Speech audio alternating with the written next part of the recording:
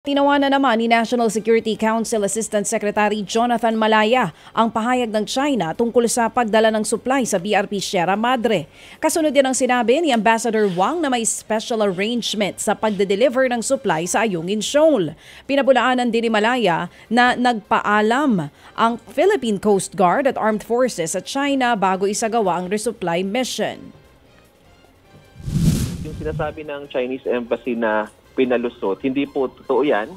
Nagkaroon po ng as usual patentero. Pangalawa, pinagtataka ko po yung sinasabi na parang kailangan pa tayo, na parang nagpaalam tayo sa kanila. Wala po tayong paalam na ipinagawa. Hindi po tayo kailangan magpaalam. Tinig po yan ni National Security Council Assistant Secretary Jonathan Malaya. Sa ngayon, hindi pa masabi ng AFP kung gaano karaming Chinese vessels ang nananatili sa West Philippine Sea.